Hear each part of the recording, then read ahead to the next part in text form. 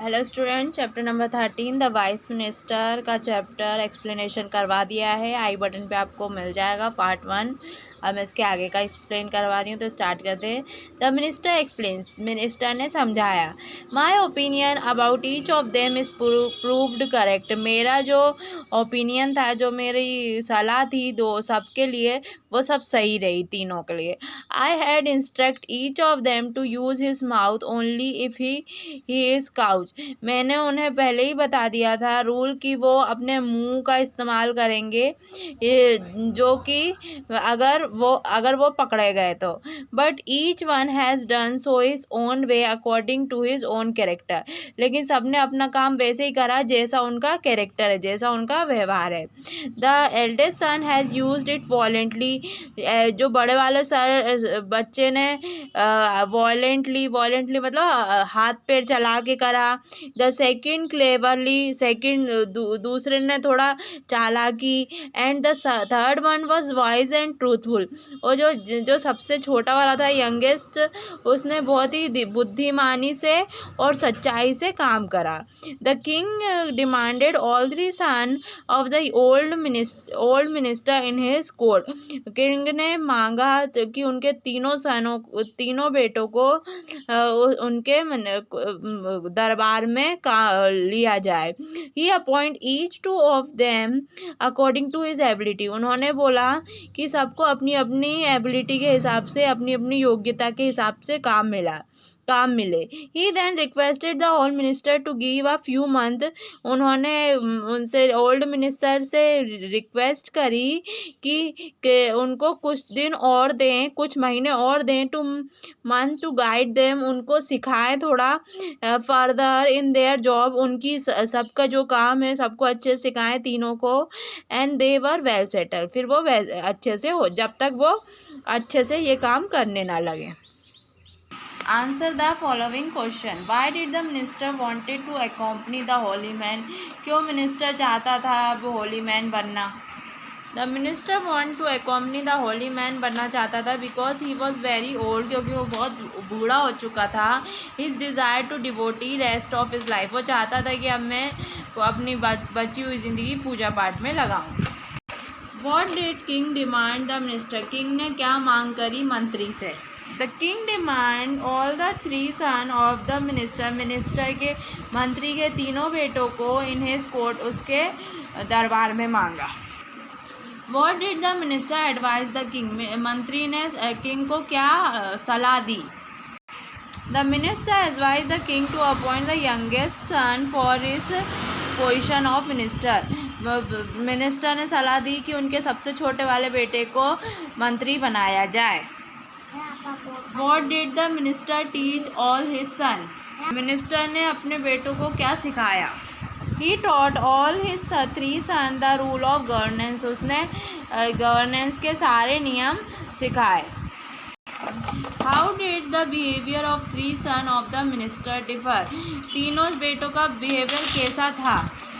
Page number 89 पे, यहाँ से last para. The eldest one has used it voluntarily. थोड़ा हाथ पैर चलाता है, थोड़ा लड़ाई झगड़ा करने वाला था वो। The second was cleverly. The second वाला थोड़ा चालाकी से काम करता है। And the youngest one was wise and truthful.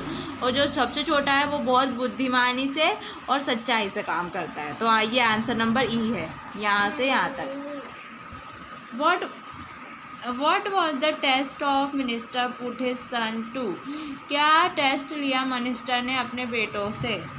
The test of minister put his son to pluck the black rose on the royal garden। के रॉयल गार्डन के राज दरबार में जो रहता है वो काला रोज़, उसे तोड़ने को कहा।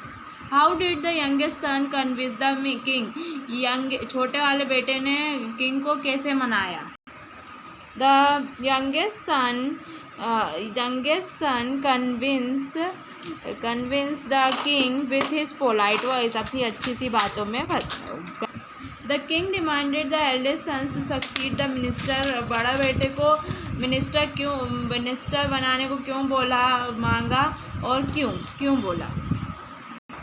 The king demanded eldest son to succeed his son as the minister because king thought the over age king को लगता था कि ज़्यादा उम्र वाले are mature and wise mature होते हैं और बुद्धिमान होते हैं than the young one और कम उम्र के लोगों से ज़्यादा। Is the age and seniority is measure the ability क्या उम्र और maturity नापी जा सकती है ability से? No age and seniority does not measure the ability नहीं नापी जा सकती। Every person have his own mind, हर इंसान का अपना अलग दिमाग होता है टू डू वर्क, अपना काम करने में। Fill in the blanks. Manley work to till late every day, हर दिन वो लेट काम करती है। शी इज़ वर्कहॉलिक, वो वर्कहॉलिक है। Penny is a glutton, she ate many plate of food at the buffet yesterday, कल उसने बफर में बहुत सारे प्लेट खा ली, उसे गल्टॉन बोलेंगे। Mister Simon is a miser, he hardly spend a cent, वो बहुत ही कंजूस हैं, माइज़र हैं, वो बड़ी मुश्किल से पैसे खर्च करते हैं। Charlie watch television for hour, वो घंटों तक टीवी देखता है। ही इज़ एन एडिक्ट, वो से आदत है। You can trust anything that is a liar Sen, तुम किसी का भरोसा मत किया करो जो कोई झूठा कहे तो। Sara is a chatterbox, she talk on telephone for hour, वो बहुत ही बातूनी है, वो घंटों तक टेलीफोन में बात करती है। Victory is a black worm book worm, Victor is a book worm, he always reading book, वो बुक वॉर्म है। विक्टर किताबी कीड़ा है, हमेशा बुक ही पढ़ता रहता है। Allen is very good mimic, वो बहुत अच्छी मिमिक्री करता है किसी की। He imitate the voice of other, वो दूसरों की आवाज़ निकाल सकता है। ए और in small, can you drive a car, do you want a cup of tea, I am going to a party. A और एन का वीडियो आपको देखना हो तो मेरे शॉर्ट वीडियो में उसमें जाके देख सकते हैं, अभी मैं ऐसे करवा रही। Every word need a food होगा, ठीक है। I don't need a key, I have a got a good idea. Mary don't like a coffee without, ये इसमें कुछ नहीं आएगा, milk. John ever wear a hat, are you looking for a job, and doesn't like a honey. Would you need an umbrella, आ की आवाज़ आ रही, ए ई आई ओ you, इनमें से आ की आवाज़ आ रही, ए की आवाज़ आई तो एन लगेगा। इनमें ये चीज़ों की आवाज़ आती है तो उसमें एन लगता है। शी हैज़न्ट गॉट ए स्कूटर, अब स्कूटर ये इसकी आवाज़ तो है नहीं तो ए लगा। कंप्लीट 4 6 2 5 1 3, ये लिख लेना। Most bird build their nest on tree, बहुत सी चिड़ियाँ अपना घोंसला बनाती है पेड़ में। दे आर क्लेवर बिल्डिंग, बहुत अच्छी बिल्डर करती हैं। They use strong grasses, straw बीडा स्ट्रॉन्ग, वो अच्छी घासें लेती हैं, स्ट्रॉन्ग की घासें लेती हैं, ताकतवर घासें लेती हैं। Nest of branches for the nest must not flow, वो नहीं गिरती हैं, घोंसला नहीं टूटता है। व्हेन द विंड शेक, जब हवा बहुत तेज़ी से होती है। The bird make the nest strong on the outside but soft warm on onside, लेकिन वो बाहर से बहुत स्ट्रॉन्ग बनाती हैं, ताकतवर बनाती है अपने घोंसलों को, लेकिन अंदर से मुलायम और गर्म बनाती हैं। With the moss of warm grass and leave, because the nest is one bird lay, जब वो अंडे पे बैठती हैं चिड़िया। The one of the bird sit on the egg, और उनमें से एक चिड़िया अंडों पे बैठती है। ऑल डे और नाइट, पूरे दिन और रात में। मोस grass keep the egg warm, उससे जो घासें हैं वो अंडे को गर्म करती हैं। While the other first out to bring food for the day, bird sit on egg and then one day egg hatch, और एक दिन अंडा टूट जाता है। And baby bird come out, और बेबी बच्चा निकल आता है। सर्कल करना है जो आपने सुने हो। Listen the, she was 13 on the last birthday, she will be 18 in April, she was born in 1960। Maximum number of people is 50, ज़्यादा लोग थे। $50 is an cost of 70 year, $50 पहले ये कीमत थी। He was the 40th president of the country, she found a friend, what an ugly tone, he got a toy for his birthday, goodbye the madam said। The wisdom और word, बुद्धिमानी से लिए हुए शब्द। To make the world a sadder and happier place each day, दुनिया को दुखी दिन भी होता है और हैप्पी दिन भी होता है रोज। Is within power of each of us by just the thing we see, ये ताकत अपने अपने जो अपन कहते हैं उसमें रहती है। हम किसी को भी खुश कर सकते हो, किसी को भी दुखी। Careless word once spoke can bring grief to a heart, जो बिना सोचे अपन कुछ भी बोल देते हैं, केयरलेस शब्द बोल देते हैं, वो किसी के दिल में बहुत दुख फैलता है। एंड समटाइम इन मेमोरी, और वो यादों में रह जाता है। This word can never be departed, ये शब्द कभी भी नहीं छूटते हैं। Since word live in on for ever, ये शब्द हमेशा जीते हैं। It is up to you and me, ये आप में भी है और मेन में भी।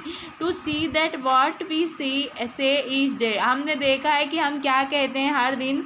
Make the world a better place to be, हम अपने वर्ल्ड को अच्छा बना सकते हैं अच्छे अच्छे शब्दों को इस्तेमाल करके। What type of word can bring grief to a heart? Careless word can bring grief to a heart. Careless words दिल को दुखाते हैं। What can we make the world a sadder and happier place? हम कैसे बना सकते हैं दुनिया को दुखी और अच्छी जगह। We make the world sadder and happier plus with the faculty of word, अपने शब्दों का सही चयन करके हम सैडर और हैप्पी बना सकते हैं। How long the words live?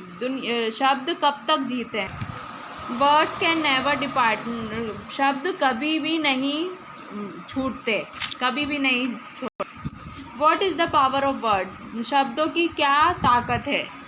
The power of word make the world sadder and happier, इनकी ये ताकत है कि वो दुनिया को दुखी भी कर सकते हैं और खुश भी कर सकते हैं।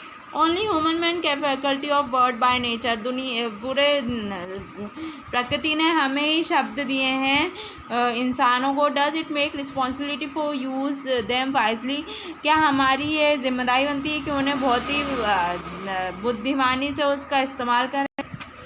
Yes it make responsibility for us to use them wisely, हमारी ये जिम्मेदारी बनती है कि हम उसे अच्छे से देखें। Hurting word often stay for a long time, जो दिल से दुखे हुए शब्द रहते हैं वो बहुत दिन तक रहते हैं। In memory we should use a sweet word always, हमें अच्छे शब्दों का इस्तेमाल करना चाहिए हमेशा। I hope you like this video, don't forget to like share subscribe. Chapter number 14 आपको मिल जाएगा, डॉग एंड देयर रिलेटिव, आप जाके एंड स्क्रीन पर देख लेना। Thanks for watching.